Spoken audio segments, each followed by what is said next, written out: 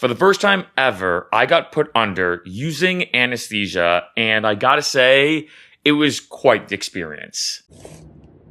Oh, hi, Mark. What's up, Freccero fam? Welcome back to my channel. We'd like to experience everything that life has to offer. As you can see from this on my arm, I'm currently recovering from a distal bicep tendon tear, and one of the aspects of this recovery is I got surgery on my arm.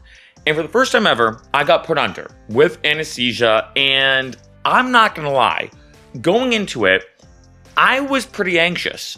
If anything, I was more anxious being put under than I was for the actual surgery and recovery itself.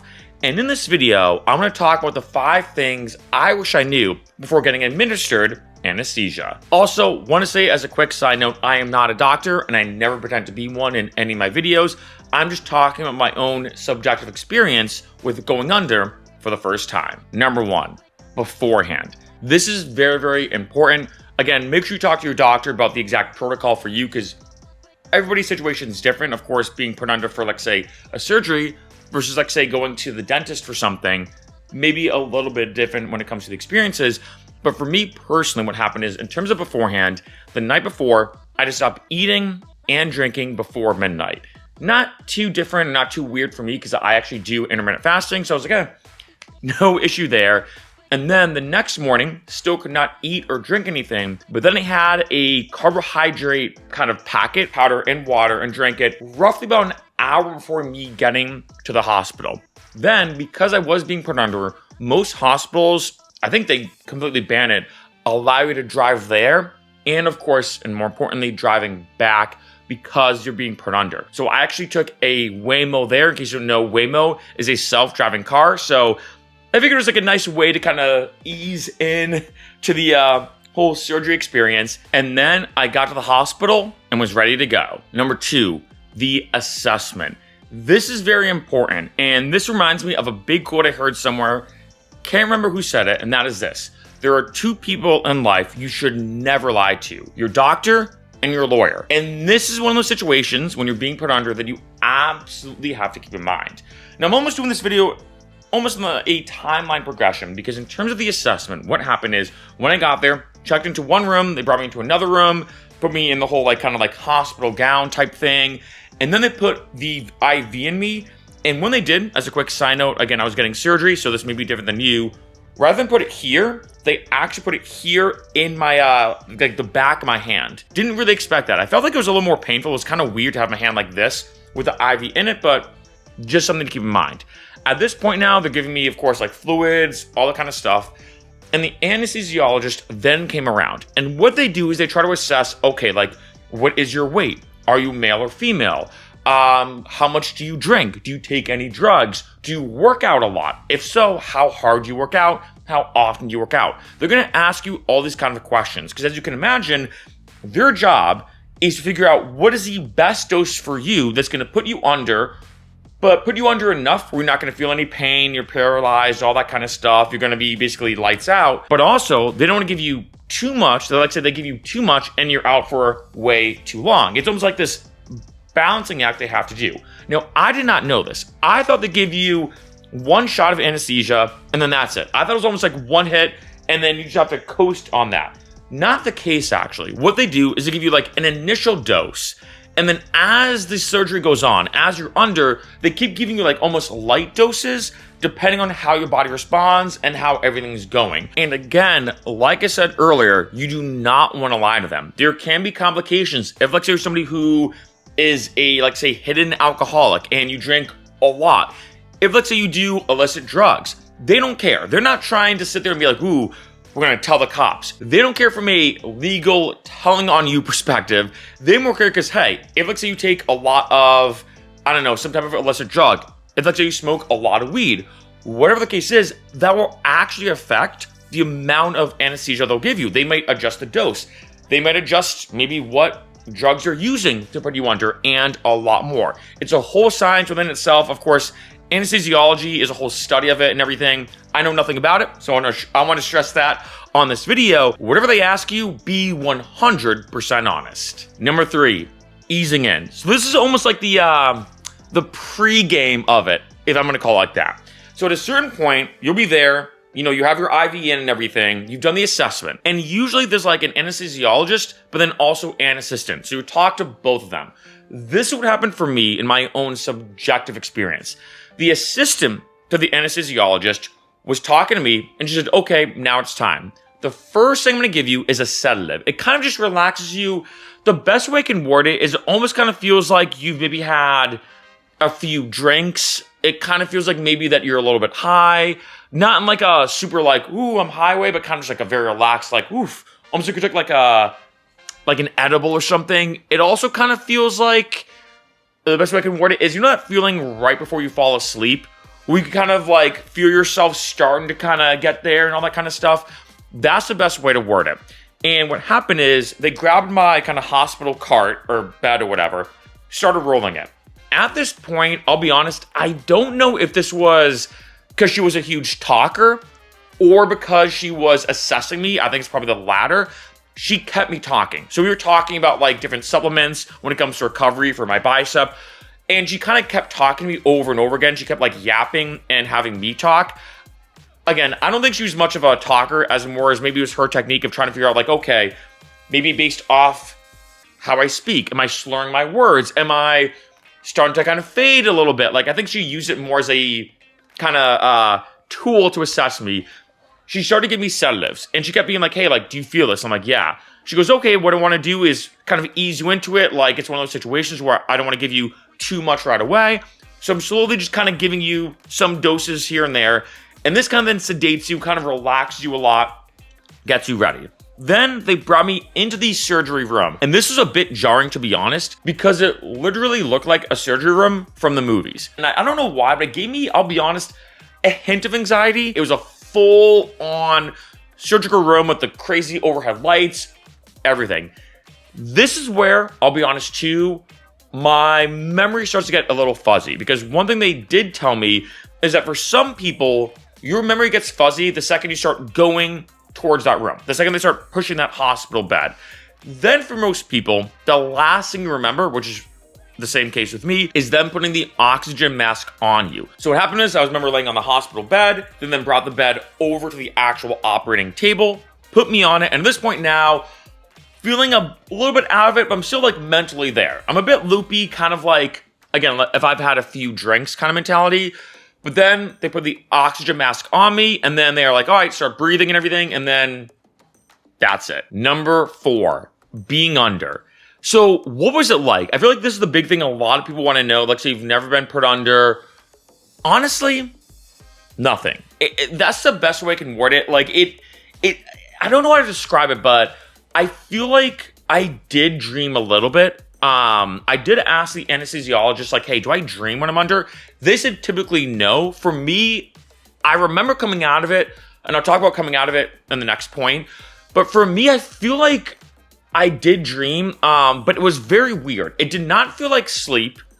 It didn't really feel like I took a nap. Like, you know how when you take a nap or fall asleep and wake up, you can kind of, in a weird way, look back and reassess it, even though you weren't aware, so to speak, of how it was.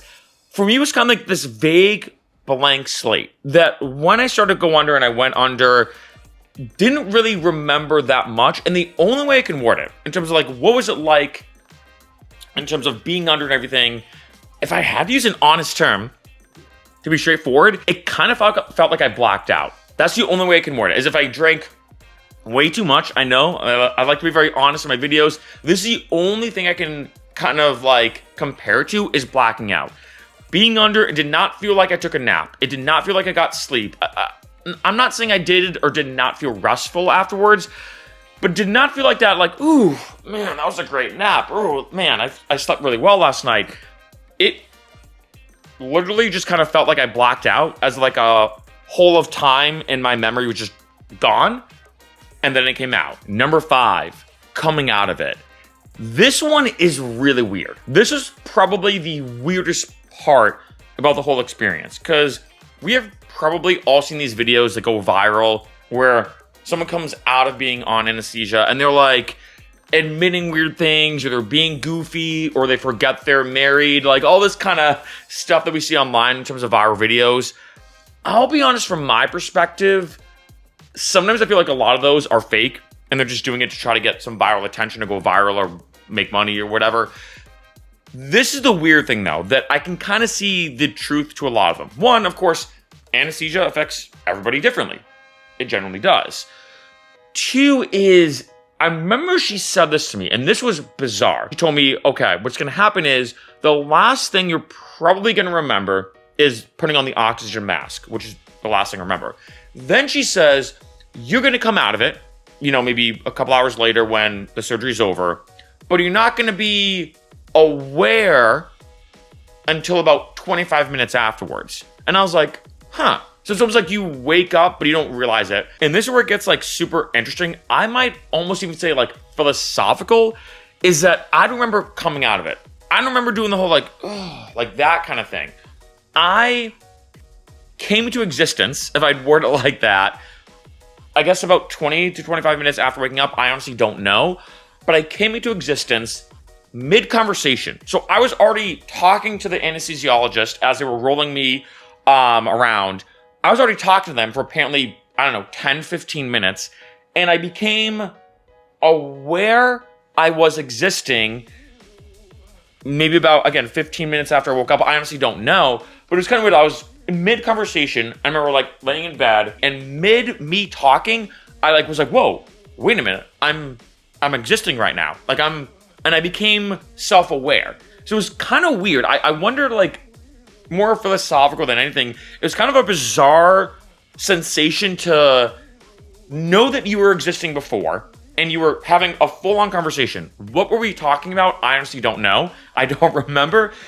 But that, 15 minutes after already talking, having a full-on conversation with another person, then I became aware that I was existing. I became self-aware. I was like, wait a minute, I'm now existing, an existing body and a conscious being now, and blah, blah, blah, blah. Kind of like a weird, kind of trippy sensation, to be honest. And at that point, then I was like, oh, okay, now I'm existing, but I still feel kind of out of it. The best way I can word it, it feels like I was pretty drunk. This is the best way I can word it.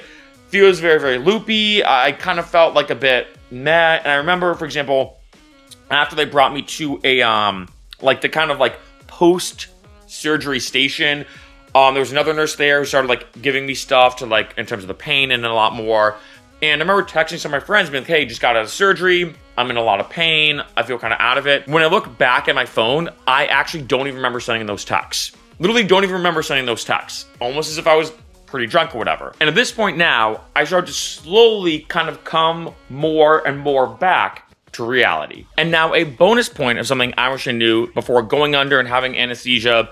Again, I know I did this video more of a timeline process. I thought it'd be the best way to kind of structure this video, and that is post-surgery. So here's the way things worked with that. Like I said, after they kind of rolled me back, I became aware I was existing. And, like I said, I don't even remember texting my friends that I was okay, but I was in pain, but the surgery went well, et cetera, et cetera. Then I was sitting there for, I'd say from the time that I became aware that I was existing, it probably took, I'd say, about an hour to really kind of come to, where I was like, okay, I'm now kind of level-headed. I'm more kind of in it, so to speak. And at this point, this is what happened. Just talking from my own personal experience, is the nurse kept saying, are you in pain? And I was in pain from the surgery, and she was giving me fentanyl. Didn't really do anything. I'm just talking about me personally. It kind of felt good, I guess. But I remember being so she gave me, I think, a few doses of it. And I was like, I feel kind of good. It gives me almost a little kind of body high. But I was like, it's not masking the pain. It's just making me feel more okay with it, if that makes sense. So essentially, it was yeah, I'm not gonna lie, it's helping, I guess, but I don't know if it's helping with the pain. She goes, okay, well, if you don't really care about having more pain in terms of to make you feel good, let me word it that way, I'll give you some ibuprofen. So I think she gave me 800 milligrams of ibuprofen within maybe 30 seconds. Boom, pain immediately gone. Way better than fentanyl or any kind of pain reliever medication they could have given me.